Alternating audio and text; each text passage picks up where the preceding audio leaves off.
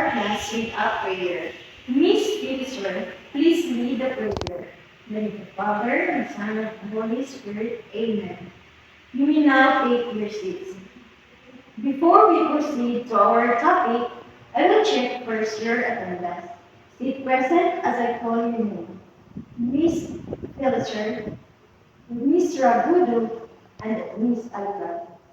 Very good. No one is absent for today. Before we proceed to our next topic, who can tell us what was our topic last meeting? Yes, Miss Aligay. So, very good. Our topic last meeting is all about the presentation of data. Before we proceed to our new topic, let us have an activity first. This activity is called a stop dance challenge. So when the music start dancing, and when the music stop, then stop dancing. The one who did not stop, he or she is the one who answered the jumbled letter. Let's start. So, Miss Ragu, you're the one who did not stop. You're the one who answered the jumbled letters. So here is the jumbled letters. R, I, A, N, V, A, C, A. So what is your answer, Miss Ragu? Very good. The answer is variance. So next, let's start. So stop. Yes, Miss Spencer, you're the one who did not stop. So you're the one who answered the jumbled letters. So here is the jumbled letters. N, A, G, E, R. So what is your answer, Miss Spencer? So very good. The answer is range. So now, let's proceed to our new topic. So our topic for today is all about the measures of variability of group data. Our learning competencies calculates the measures of variability of group data, and our learning objectives is at the end of the lessons, 75% of the students should be able to determine the measures of variability of group data, solve the measures of variability of group data, and appreciate the importance of measures of variability of group data in real-life situations. So first, let us first define the word measures of variability.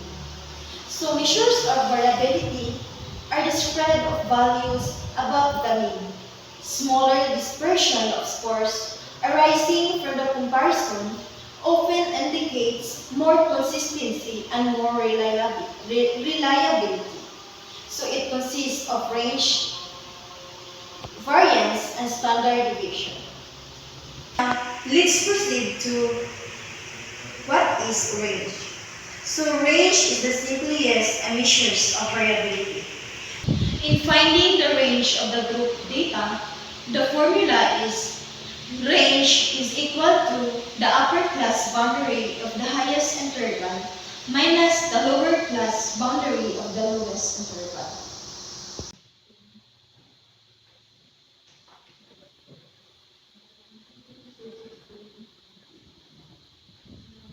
This is the example of range of group data. So this is the scores of the first periodical test in mathematics 7. So our scores is 46 to 50, 41 to 45, 36 to 40, 31 to 35, 26 to 30, 21 to 25. So our frequency is 1, 10, 10, 16, 9, and 4. So to get the range of group data, so range is equal to the upper class boundary of the interval minus the lower class boundary of the lowest interval. So the upper class boundary of the class interval of this course is 50. So 50 plus 0.5 is equal to 50.5. And the lower class boundary of this course is 21. So 21 minus 0.5 is equal to 20. Just simply subtract 50.5 minus 20.5. So range is equal to 30. So therefore, the range of group data is 30. Now, let's proceed to the variance of group data. So before that, let us define first the word variance of group data. So variance is the mean of the square of the deviation from the mean of a frequency distribution. So formula in getting the variance of group data is equal to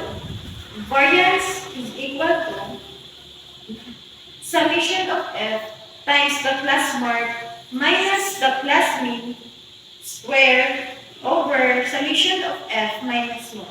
F is equal to the class frequency, x is equal to the class mark, and small x with a bar is equal to the class mean, and n is equal to the number of frequency.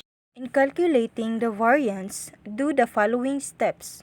Prepare a frequency distribution with appropriate class intervals and write the corresponding frequency. Get the midpoint of each class mark. Multiply frequency and the midpoint of each interval to get f of x.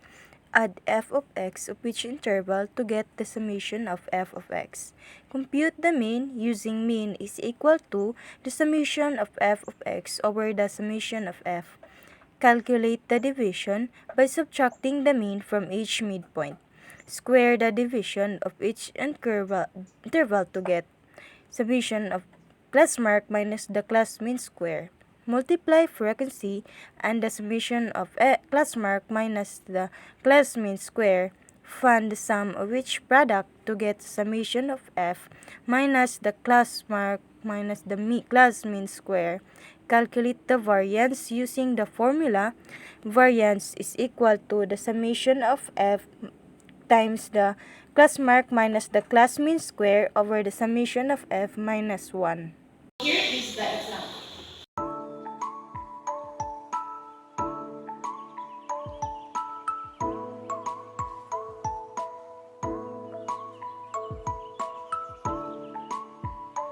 So now, let's proceed to the standard deviation. So standard deviation is considered the best actor of the degree of dispersion among the measures of variability because it represents an average variability of the distribution. So the formula in finding the standard deviation of group data, so standard deviation is equal to the square root of variance. Here is the example of standard deviation of group data.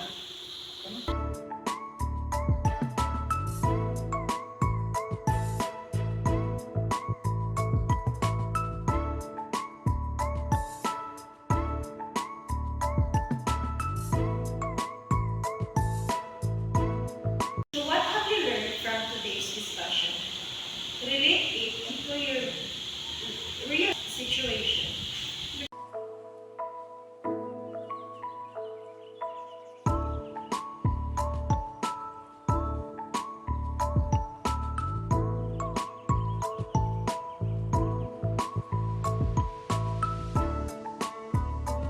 Our assignment, just study further what was our topic, what was our next topic. So that's all for today's discussion. Goodbye and thank you, class.